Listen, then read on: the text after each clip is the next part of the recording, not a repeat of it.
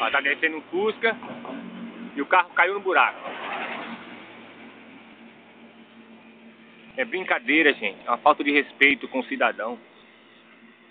Essa calota aqui, ó, com certeza foi perdida ali no buraco. Com certeza.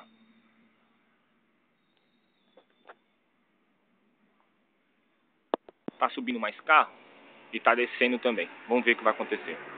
Vamos ver o que aconteceu. Olha lá, ó. Caiu no buraco. É brincadeira. Ó, as tartaruga. Vai estourando o carro do coitado que soa para comprar seu pneu, para arrumar seu carro, para manter seu carro em ordem, pelo menos em condição de rodar. Vai, ó, se lascando. Vai subindo motocicleta, vai descendo um veículo. Aí, ó. Viu o perigo?